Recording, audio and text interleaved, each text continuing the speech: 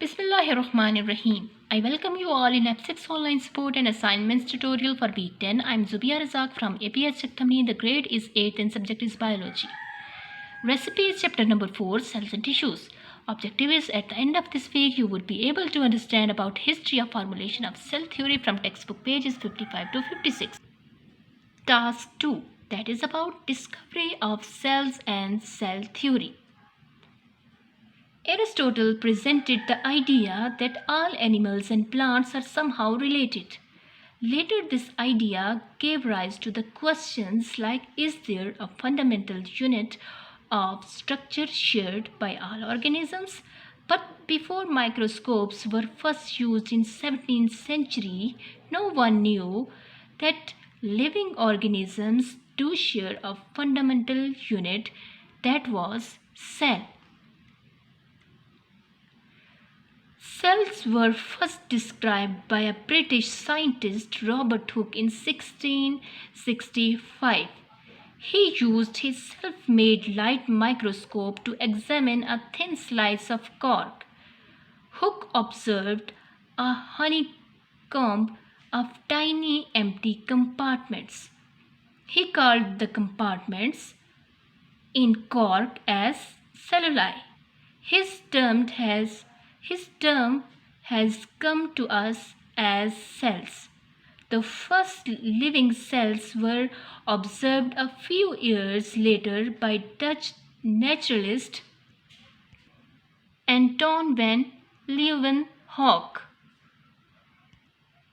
Anton van Leeuwenhoek named the creature that he observed in pond water that was too tiny as animalcules under his own microscope.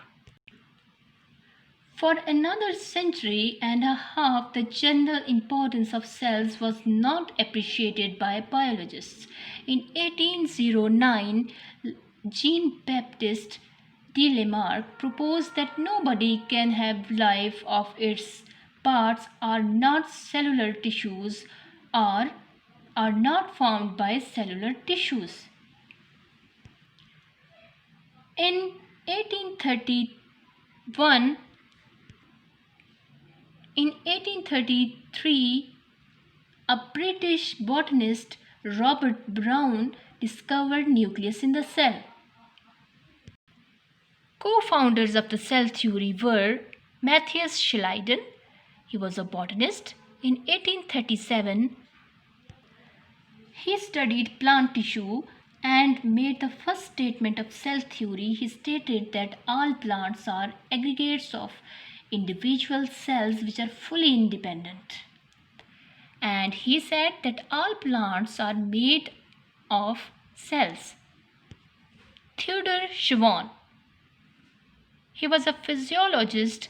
In 1838, he reported that all animal tissues are also composed of individual cells. Thus, Schleiden and Schwann proposed cell theory in its initial form. Later, in 1855, Rudolf Virchow, a German physician, proposed an important extension of cell theory. He proposed that all living cells arise from pre-existing cells, and this was omnis cellula is cellula. The last one was Louis Pasteur. He proved Virchow's idea about omnis cellula e cellula, that all living cells arise from pre-existing cells. The cell theory is regarded as one of the most fundamental knowledge in biology. It has wide-ranging effects in all fields of research. After the initial presentation of cell theory by Schleiden and Schwann, many details of cells were studied and cell theory was extended. Cell theory in its modern form includes the following principles. Every living organism is made of one or more cells. The cell is the basic unit of structure and function. All cells arise from pre-existing cells. subcellular or acellular particles. According to the first principle of cell theory, all organisms are composed of one or more cells. Virus, prions, and viroids are not composed of cells, rather, they are subcellular or acellular particles. They do not run any metabolism inside them. They show some characteristics of living organisms. I mean to say, they can increase in number and can transmit their characters to next generation.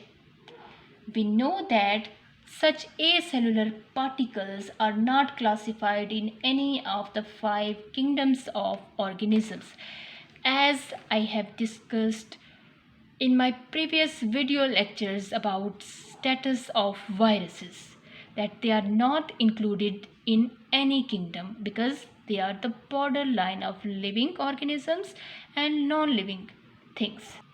And now it's time to discuss the home tasks for the day too. You have to read and memorize significant concepts of textbook pages 55 to 56. You have to write about history of formulation of cell theory.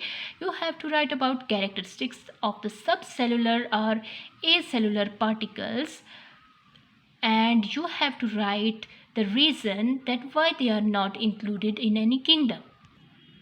And you have to write the answers of these questions on loose sheets. Thank you and have a nice day.